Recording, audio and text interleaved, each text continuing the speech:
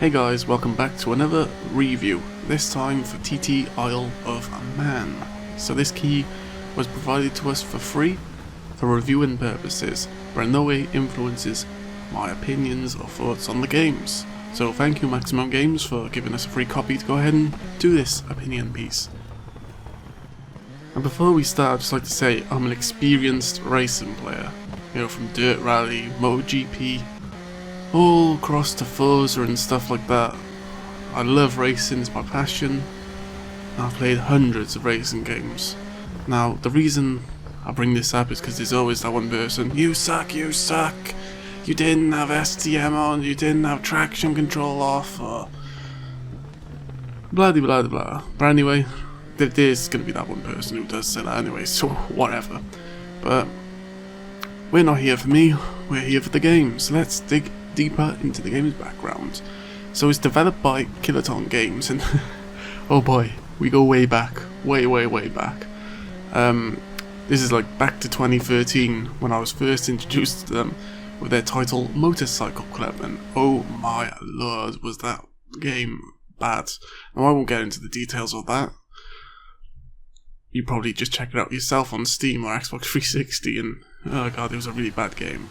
Then there was also Truck Racer, another bad game, and then more recently was Flat Out 4, which again, I absolutely despise. I didn't like, I hated it. And then, of course, they took the WRC series from Milestone, and for me, they just essentially killed it. So, yeah.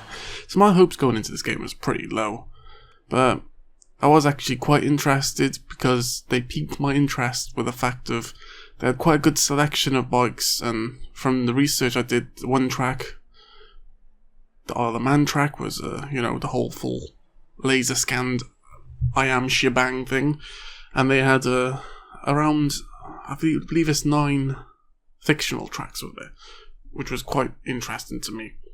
And of course, the game comes with 40 motorbikes from Supersport and Superbike. So the fact it got licensed bikes, a good selection of them, and the fact that the tracks were pretty good was pretty interesting and pretty good positive. And that's it. The fact was, this game has almost everything you should expect in a modern day racing game. But this is its flaw though. It doesn't have nothing unique to improve or anything to really stand out. It's just another one of those racing games. And it kind of lacks customization. You can't even upgrade your bike, for instance. Now, I'm not sure if that's a thing in Isle of Man racing. I'm not too knowledgeable on TT racing. TTs, you got lovely TTs. No, but yeah, I'm not quite knowledgeable on that, so I don't know if you can actually upgrade your bikes or not. And another thing is, I don't know if they got lights or not, but yeah, so please enlighten me in chat about that. I don't know why I said chat for, please enlighten me in comments. But this is essentially the point where the castle comes crumbling down. Around 12 to 14 hours of playing, I give up. The physics are absolutely atrocious. Now the graphics were great, licensed bike great, everything there was great. It was all building up to be a great experience, but sadly the physics ruined my experience of this game.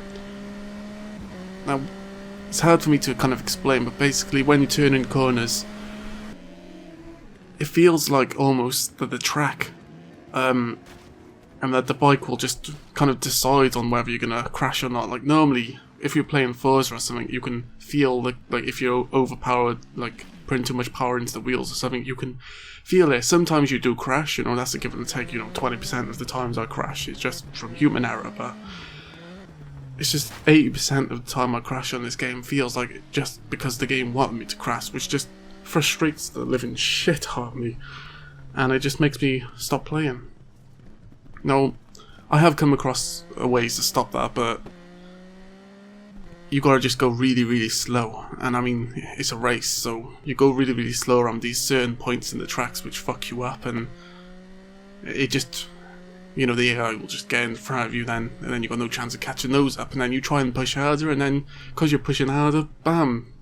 It's really, the physics are just kind of annoying as hell. Another thing abysmal is the camera oh my lordy lord, the first camera absolutely shocked me. It like kind of moves around with you, and I don't know what it's doing. I think it was drunk. But luckily it gives us other options with the camera, and I actually enjoyed that the camera which is far panned out, you know, so that camera was alright, but geez, the other cameras are just all drunk. There's also maintenance and repair costs. I kind of... This one really bugs me as well, because earning money in the career mode is really, really, really slow. You do lots of races and it's just slow accumulation, I believe I was looking for there. But it's a slow accumulation of money, and just the repair costs, maintenance make your money go lower. If you buy a bike and you run out of money, then that's it, it's game over, you have to start all over again, which is kind of really frustrating. So I don't really like the whole fact of the maintenance and repair cost bollocks. It's like when you've got an armor in role-playing games, you have to keep like maintaining the armor because it breaks, the durability bullshit. I can't stand that. I hate it. Because when you're racing and you hit into the AI, like, you know, when you're grinding is racing, especially in MotoGP and stuff. But when you hit the AI on this game, your screen goes into this weird shell shock thing, and it just goes beep, and it really disorientates you, and then before you know it, bam, your face is on the floor and you're scraping all over the place.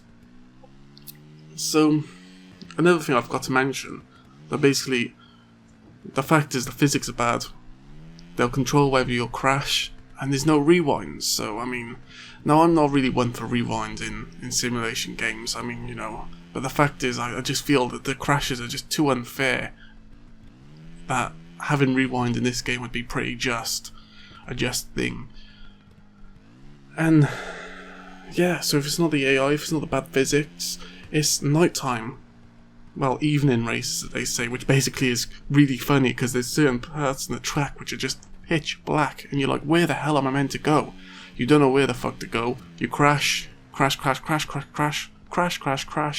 The game is about crashing. So, if you don't get frustrated by crashing, if you don't get frustrated by everything I've frickin' said, by all means, good luck. But sadly, it seems yet again another bad racing game. But this time, in comparison to Kilotonn's other games, it actually gives me hope. Hope, because they actually almost had it right. I reckon I could have dealt with all the other bullshit if the physics just weren't so bad, if it didn't kind of just fuck me over every 2 seconds, you know, if it didn't cause me to crash every frickin' corner. But yeah, I'll just leave this review with hope. Hopefully the next game will be much better. And not a bleeding pile of wank. Yeah.